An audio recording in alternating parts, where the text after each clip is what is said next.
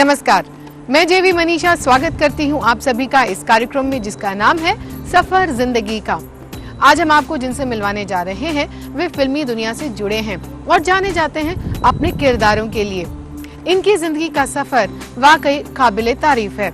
आप जानना चाहेंगे इनका नाम। ये हैं श्री कंवरजीत पेंटल।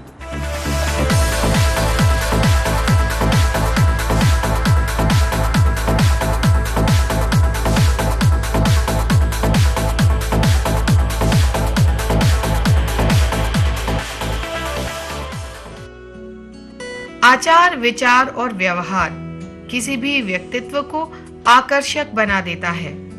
पेंटल जी के पर्दे पर और पर्दे के पीछे एक मृदुल व्यवहार से प्रभावित हम उनसे मिलने की उत्सुकता को दबा नहीं पाए। उनके साथ बिताए कुछ प्रभावशाली अविस्मरणीय पल क्यों ना एक बार फिर हम आपके साथ जिएं। जिस इंसान को भी हम पसंद करते हैं, जो हमें अच्छा लगता है, उसकी ज़िंदगी के बारे में और अधिक जानने का मन होता है। तो हम और हमारे दर्शक भी ये जानना चाहते हैं कि आपके जीवन की शुरुआत यानी आपका बचपन कैसा बीता, आपका जन्म कहाँ हुआ, शिक्षा कैसी रही। सबसे पहले तो नमस्कार। एंड मेरा बचपन दिल्ली में गुजरा। I'm from basically a very high family, but unfortunately मेरे पिताजी commercially इतना नहीं कर सके, so we always remained a middle class family। और ये ज़रूर था कि पिताजी ने काफ़ी स्ट्रगल की सरवाइव करने के लिए इस दुनिया में उस वक्त जब मैं छोटा था, लेकिन मेरी सारी चीज़ें उन्होंने मुहैया करवाई। मुझे जो जो ज़रूरत थी, जो जो चाहिए था, वो सब मुझे मिला। उसमें कभी कोई कमी नहीं आई।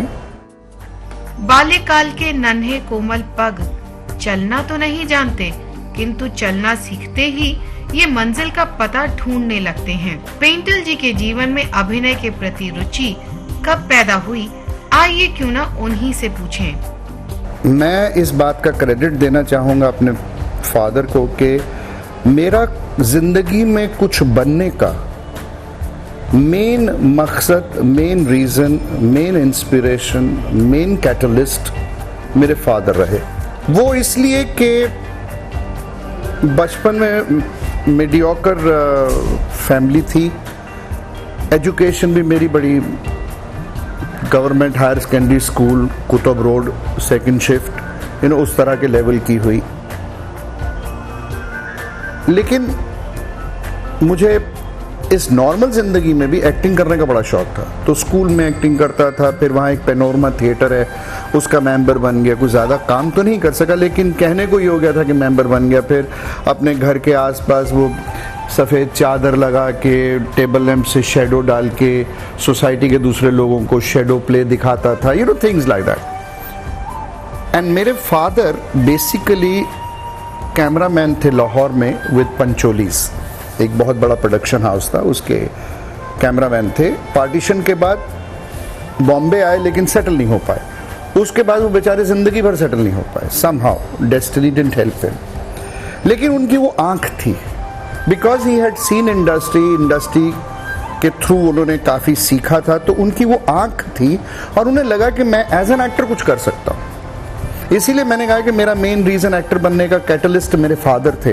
वो इसलिए थे कि उस आंख की वजह से उन्होंने, जब मैं ज़िंदगी के उस लेवल पे पहुंचा हायर सेकेंडरी करने के बाद, कि जब आप सोचते हैं कि कुछ प्रोफेशन ज्वाइन किया जाए, केटरिंग हो, आर्मी हो, ये हो।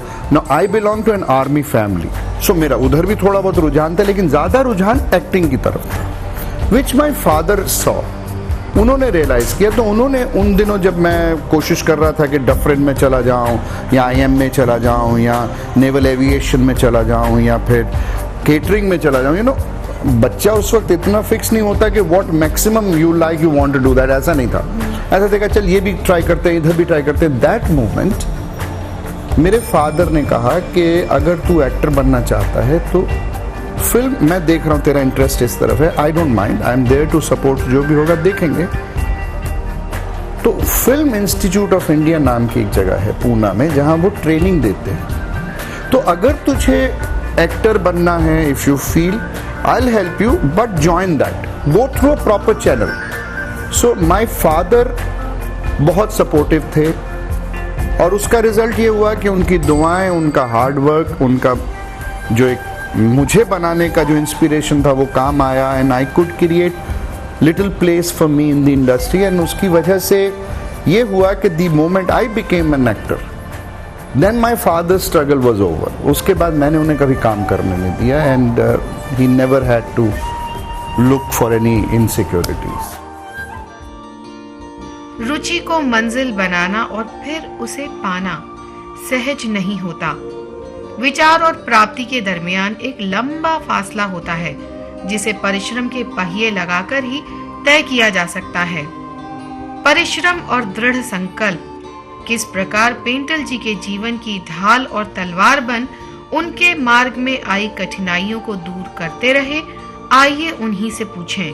मैं पढ़ाई में अच्छा नहीं था, फेल होता था, मन नहीं लगता था. एज यूजुअल एक नॉर्मल दिल्ली का लड़का था मैं, जिससे पढ़ाई नहीं होती थी, कंसंट्रेशन नहीं थी.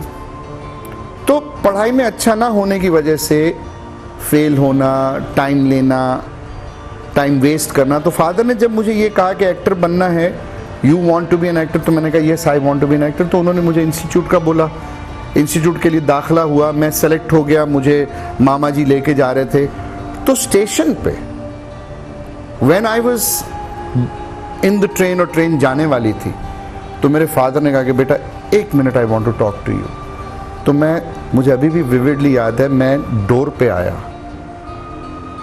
और फादर ने डोर पे खड़े होकर मुझे कहा कि देखो बेटा, तुमने पढ़ाई में कभी कुछ अच्छा नहीं किया, you were mostly bad and fail and all that. ये लाइन एक्टिंग मैंने सजेस्ट किया, तुमने हाँ की, you want to be an actor. So आज तुम उस लाइन में जा रहे हो जो तुम चाहते हो.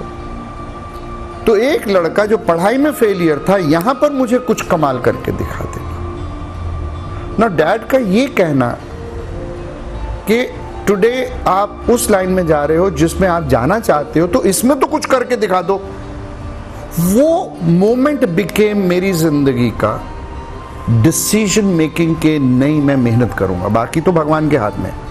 मेरी तकदीर मुझे कहां लेके जाती है, क्या करती है, क्या नहीं करती, that I don't know, but I will work hard. जिसकी वजह से आने से मैंने वर्क हार्ड किया, फर्स्ट क्लास फर्स्ट हुआ, उसके बाद स्कॉलरशिप मिली और उसके बाद मैं माइम शो करना शुरू कर दिया, विच हेल्प मी कि मैं वो सरवाइव कर सकूं. बाहर निकलते ही within a month, 2 months I got work.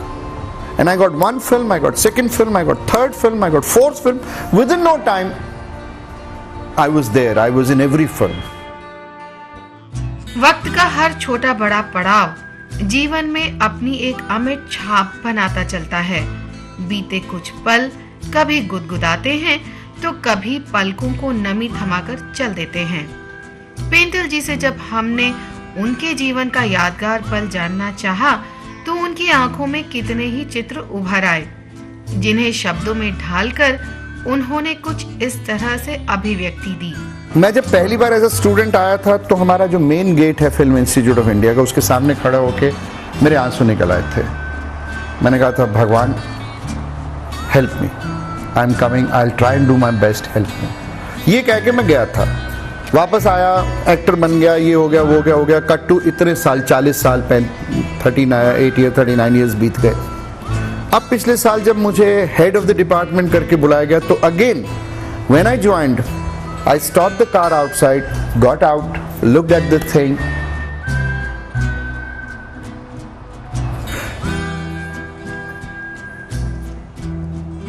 and I remembered my father,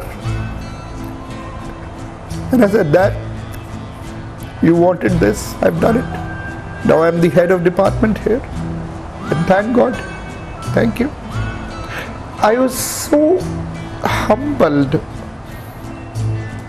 इतना एहसानमंद हो गया था मैं भगवान से, जिंदगी से. I mean, that's the moment which I can never forget. ये आम तौर पर कहा जाता है कि हर सफल व्यक्ति के पीछे किसी न किसी का हाथ होता है. पेंटल जी ने भी अपनी सफलता का जो मुकाम सोचा, उसे प्राप्त कर दिखाया। सफलता के इस मुकाम तक बिना रुके और बिना थके पहुंचने में वे किसे देते हैं श्रेय, आइए उन्हीं से जानें। बेसिकली भगवान को देता हूँ, मेरे फादर को देता हूँ, फिर मेहनत को देता हूँ। जिसे हम बेहद पसंद करते हैं उसकी पसंद या नापसंद जानने का बड़ा मन होता है। तो हमारे दर्शक भी जानना चाहते हैं कि आपको क्या पसंद है और क्या नापसंद है। देखिए, अगर मैं पसंद की बात करूं तो दुनियावी चीजों में तो बहुत चीजें जो पसंद हैं। मुझे भी अच्छा खाना पीना, ऐश करना, जीना, घूमना, ये सब चीजें पसंद है। ये बड़ी मटेरियलिस्टिक चीजें हैं, दुनियावी चीजें हैं। सबसे ज्यादा मुझे पसंद जिंदगी में क्या है? काम करना। कभी कभी कोई व्यक्ति समाज की आंच में इतना तप चुका होता है कि वो स्वयं एक पुस्तक बन जाता है। आइए पेंटल जी से जाने कि वे क्या कहते हैं अपने इस संदेश में। एक बार अगर आपको ये बात समझ आ जाए कि हार्ड वर्क कितना जरूरी है और आप एक कदम उठाएं, उसके बाद सब कुछ अपने आप होना शुरू हो जाता है। एक फोकस दिमाग में बहुत जरूरी है कि मुझे हार्ड वर्क करना है, मुझे मेहनत करनी है। जिस दिन ये डिसाइड हो जाता है उसके बाद अपने आप सब होता है, फिर सोचना नहीं पड़ता, क्योंकि आपने मेंटली डिसाइड कर दिया, आपने अपना रास्ता फिक्स कर लिया। सो मैं मुद्दे को लेके चल रहा हूं, मैं जड़ को लेके चल रहा हूं। मैं फूल पत्ते या फल को लेके नहीं चल रहा, मैं जड़ ही पकड़ ली है। जड़ है तो अपने आप सब आता रहेगा। सही कहा आपने। आपने हमें अपने बारे में इतनी सारी बातें बताई और इतना कीमती समय दिया, इसके लिए आपका बहुत बहुत धन्यवाद। Thank you so much and thank you so much. I only hope कि बस मुझे मेरी ऑडियंस का इसी तरह प्यार मिलता रहे, एनकरेजमेंट मिलती रहे। मैं इसी तरह काम करता रहूं till I breathe my last. ये थी मुलाकात पेंटल जी से। अगले सप्ताह इसी कार्यक्रम में आपकी मुलाकात करवाएंगे ऐसी ही एक शख्सियत से। तब तक कीजिए इंतजार और जेवी मनीषा का नमस्कार।